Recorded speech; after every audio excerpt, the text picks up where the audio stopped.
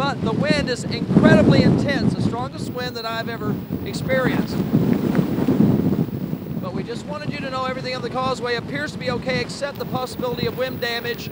There doesn't seem to be any water over the road anywhere where we've been able to tell, and we've been all the way about halfway across the causeway, but the wind is ferocious. This is what it's like to be in a hurricane, and I hope I never have to do it again. You're watching Surviving the Storm, Hurricane Season 2018. When the threat becomes real, are you ready? Hurricane Season 2018 is here. NBC 15 Weather is your Gulf Coast weather authority. This is an NBC 15 special presentation, Surviving the Storm. Hi, I'm NBC 15 Chief Meteorologist Chris Dunn. And I'm meteorologist Kelly Foster. And I'm meteorologist Jake Dunn. Are you ready for another hurricane season? We've already had a taste of tropical weather here along the Gulf Coast this year when Tropical Storm Alberto came roaring up from the Gulf of Mexico from the Caribbean. Fortunately, Alberto came and went with relatively minor impacts on South Alabama and Northwest Florida. Unlike last year's hurricane season, which was catastrophic for many, there were 17 named storms. Of those, 6 were major hurricanes, meaning they reached Category 3 or higher. Again, the water is rising. Since the last time we were down here, it's actually gotten higher. You will not believe what just happened. Crews from Dauphin Island here and also Aldott are here picking up debris. Take a look at this. Yeah, we've got some folks who are watching us as the lights go off, but man, it's kind of a cool picture right there. Waiting for that generator. There it goes. Thank God for a generator. All hands were on deck here at NBC 15 for Hurricane Nate.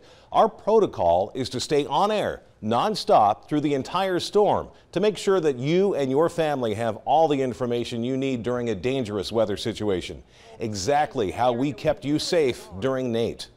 Nate caused an estimated $2.5 billion in damage. As bad as that was, it trailed behind other devastating hurricanes last season, such as Harvey, Irma, and Maria.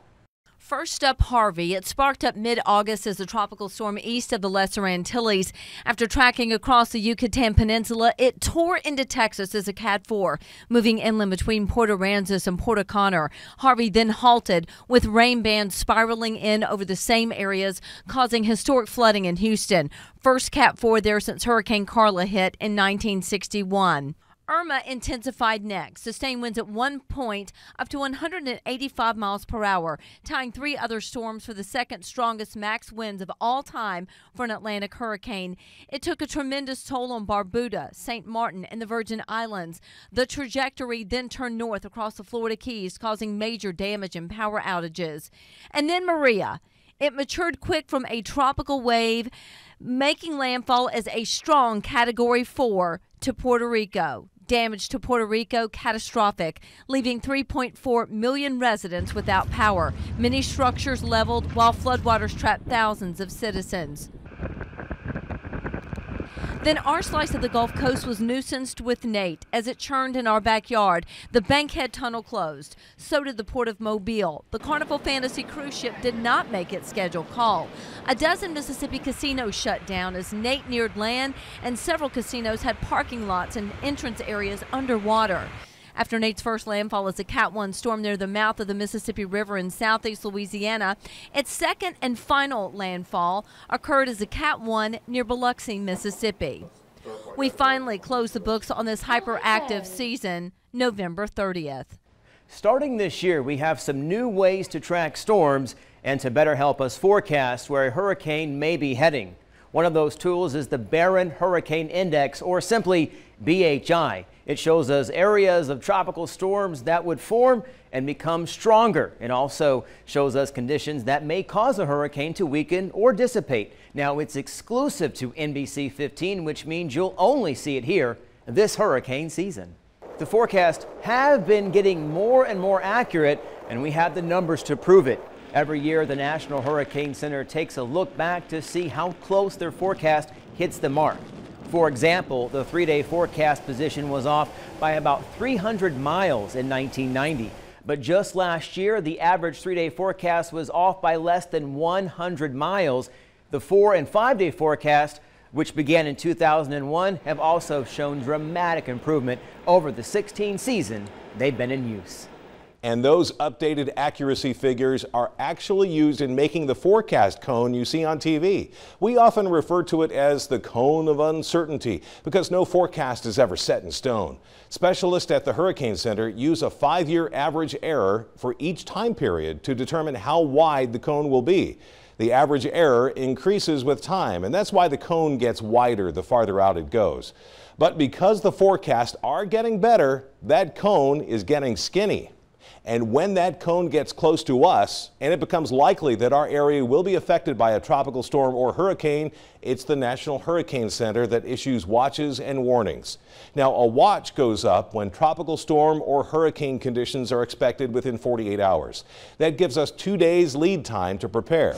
A warning is issued when tropical storm conditions are expected within 36 hours. That also goes for a hurricane warning because once the winds reach tropical storm strength, it becomes much more difficult to prepare for the worst of the storm, and time is of the essence.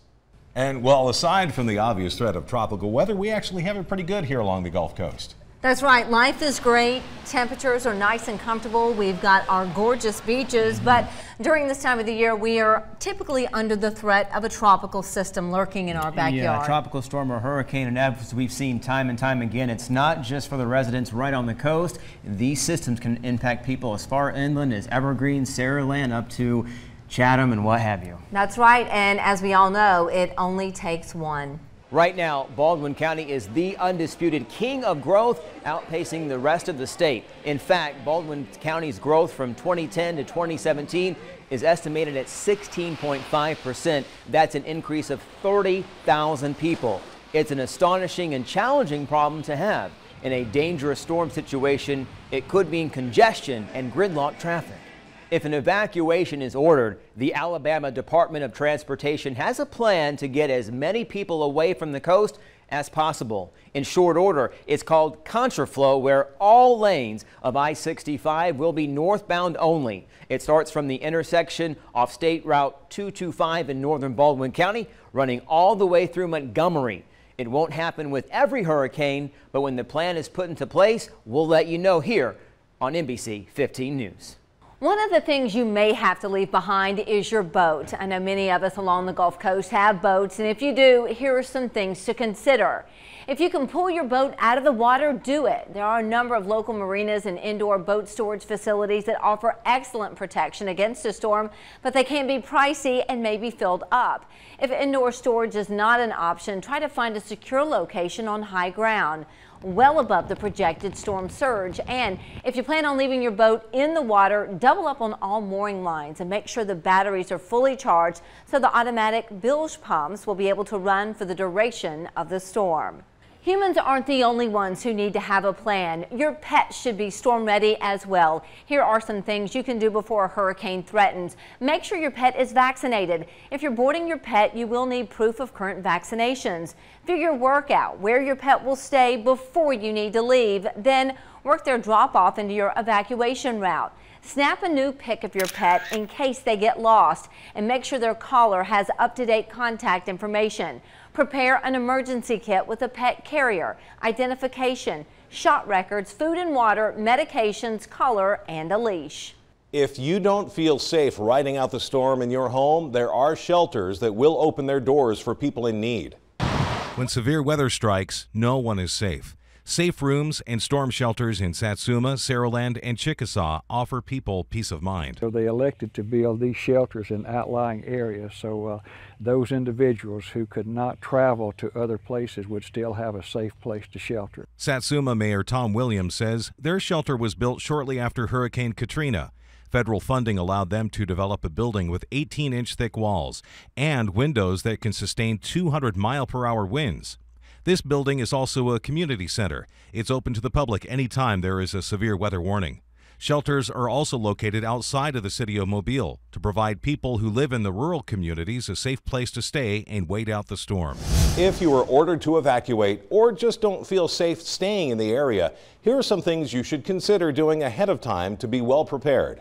First, figure out where you'll go. I know that seems pretty basic, but if a storm is approaching and you haven't thought about it, you may quickly run out of options. Anywhere away from the coast is typically your best option.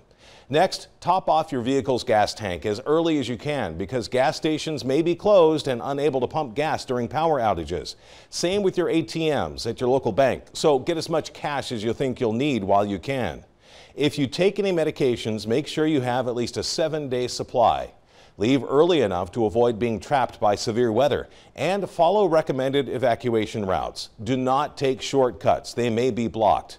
If you don't have a car, plan on how you'll leave. If you have to, make arrangements with family, friends, or your local government. Some college students may be away from home, but they won't have to go far to seek shelter from an approaching storm. That's because on-campus housing facilities are designed shelters for campus residents. The USA main campus is not in a flood zone, so there is no risk of rising waters due to storm surge unless there is a mandatory ordered evacuation.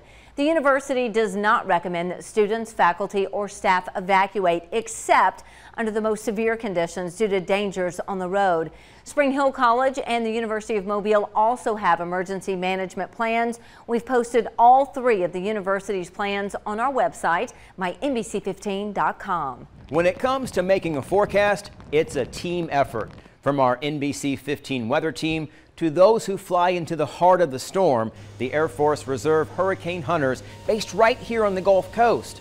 Hurricane hunters with the 53rd Weather Reconnaissance Squadron at Keesler are prepped and on standby whenever that call comes from the National Hurricane Center because their information is vital.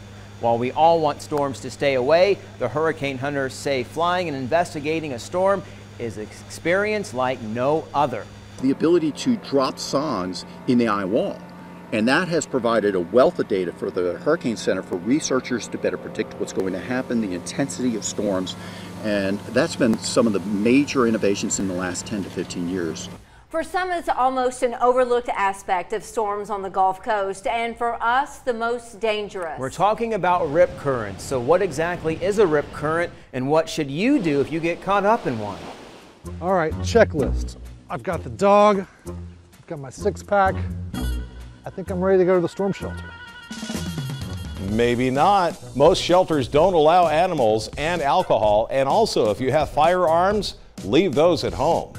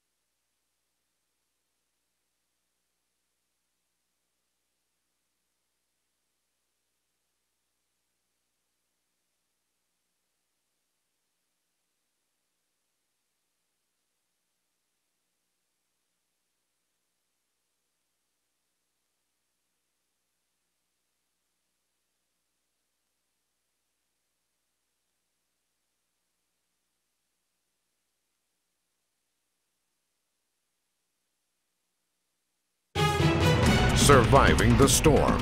Hurricane season 2018. A high rip current danger is shown by red flags flying at the beach.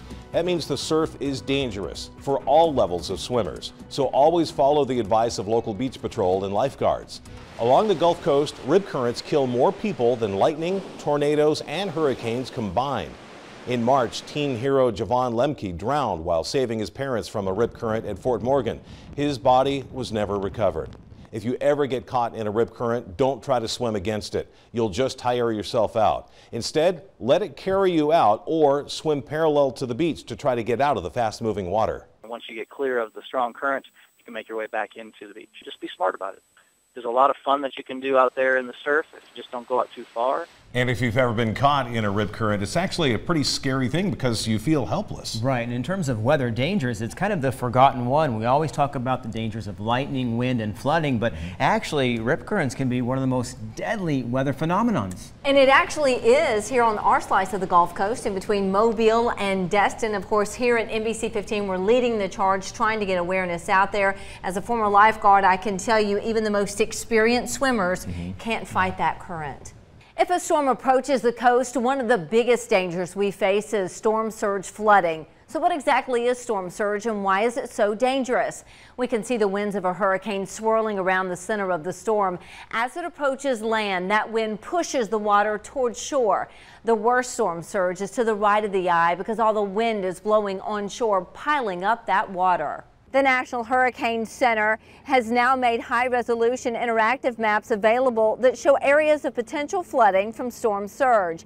It's based on the strength of a hurricane. The hope of the National Hurricane Center is that if you can actually see where your home is and the potential danger, you will be more likely to evacuate to higher, safer ground.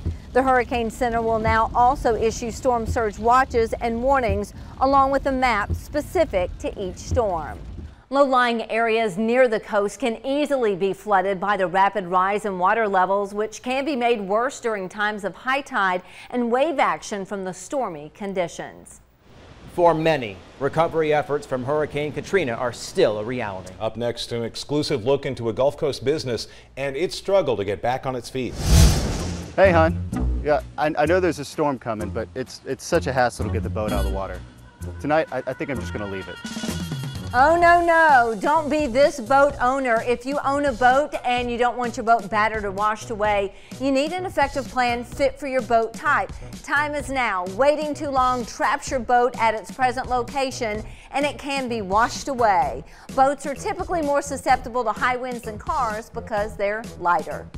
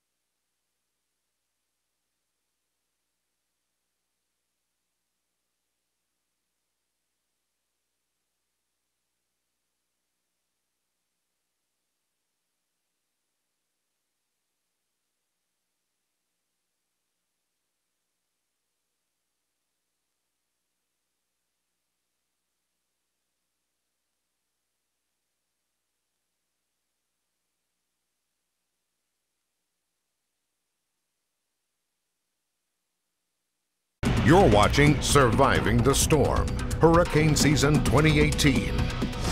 You know, unfortunately here along the Gulf Coast we have had major hurricanes, and the recovery after a major hurricane is a pretty chaotic time, and it's an unending experience for a lot of communities. And sometimes it's all in a name. I mean, you say Danny or Frederick, Katrina, Ivan, and people kind of have that, I remember that one and how it affected me. Yeah. Absolutely. I remember when Hurricane Frederick hit, I was a little girl. It wiped out the bottom of our home. Hurricane Katrina, everyone in my family in Pascagoula, they were left with slabs. So these storms take years to recover from, and many along the Gulf Coast still are. Hurricane Katrina hit in August of 2005, and now nearly 13 years later, the loss of lives and businesses is still evident. We spoke with home and business owners in Biloxi as they reflect on what was lost and gained after Katrina. Crab, okra. Bobby Mahoney is the owner of Mary Mahoney's Old French House restaurant in Biloxi. We've seen the good, the bad, and ugly. Today, he's living the good. Stuffed snapper. But it was in 2005 when the bad and ugly hit his business hard. We had probably about 6 feet of water in the restaurant, 10, 12 feet of water in the bar. Hurricane Katrina showed no mercy when it made landfall on the Mississippi Gulf Coast, bringing with it unimaginable storm surge, leaving behind death and destruction. I'm on the second floor, water's coming in. When you have a wave in the window, you know what happens? It's coming through the window. It knocked me back about 15 feet. I get up, I got cuts all over me. Less than 3 months later, Mahoney's reopened for business, but getting back to the way things were took time, patience, and hard work. I think the last 3 years we've started surging. You know, in other words, people's forgetting about storms. You know, we have a whole bunch of new hotels that they're building. We were proud that a lot of the casino resorts came back because that meant a lot of jobs for our community. They employ probably as much as 10,000 people. Biloxi Public Affairs Manager Vincent Creel says though Katrina's scars have faded, they're still visible. No, we are not at the point where we were pre-Katrina because we still have these hurdles of the cost of insurance when you can get insurance. We still have the cost of construction. A large part of our city has been declared a flood zone now. About 20 miles down the road in Pascagoula, you'll hear similar stories. Saw it to get it built. Jerry Garriga and his family had to build a new house after Katrina destroyed their old one. At that time, my wife was fighting breast cancer, and not long after the storm, I lost her. And this was her dream house. He says while neighboring cities like Biloxi seem to be flourishing, he doesn't see the same momentum in his own city. Pascagoula hasn't really come back. Washington used to be the blooming town, the street, and it really hasn't come back. Half of the lots and houses on Washington Avenue right now are just about for sale. Despite it all, Katrina never broke the spirit of the people. Your community may not be the same that it was before, but in a lot of cases it will be better. Hurricane season spans from June through the end of November. Up next, we take a look ahead to the 2018 season and what kind of storm action we can expect. These storm shutters are so heavy, and I don't know even if the storm is coming. I'm not gonna put them up. Actually, if you have a gold fortified home and you don't put your shutters up and a named storm impacts your home, you may be responsible for the damages incurred.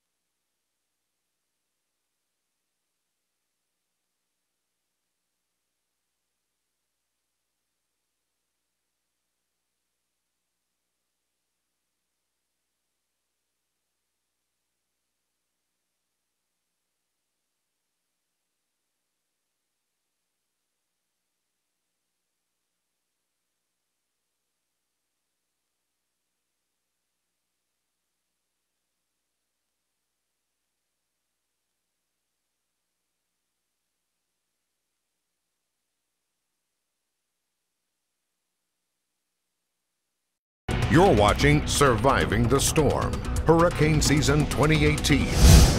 Now that we've covered what you need to know to prepare for a hurricane, let's look ahead to the forecast for the 2018 hurricane season. The National Oceanic and Atmospheric Administration forecast a 75% chance that 2018 Atlantic hurricane season will be near or above normal. Here's a look at the season prediction according to NOAA. 10 to 16 named storms, 5 to 9 develop into hurricanes. Of those, 1 to 4 will become a major hurricane. Now, the possibility of a weak El Nino developing along with below average sea surface temperatures across the tropical Atlantic Ocean are two of the factors that could hold those numbers down. According to the Colorado State University forecast, there will be 14 named storms, 6 of those expected to become hurricanes, and 2 of those classified as a major hurricane. During a weather emergency, keeping up with the latest watches, warnings, and forecast is a must, and doing so is simple. If you can't get us on air, you can still stay up to date online at mynbc15.com and with our NBC 15 weather app by going to the App Store and searching for WPMI WX. Also, you can follow the weather team on social media by joining me, meteorologist Kelly Foster, and meteorologist Jake Dunn on Facebook and Twitter. We'll keep you ahead of the storm, whether you're at home or on the go. And remember, it only takes one hurricane to make it an active season for us, and we all need to prepare the same for every season, regardless of how many storms are predicted. No matter what happens this hurricane season, you can depend on us to be there to guide you through it all. We thank you for joining us for this NBC 15 News Special presentation of Surviving the Storm.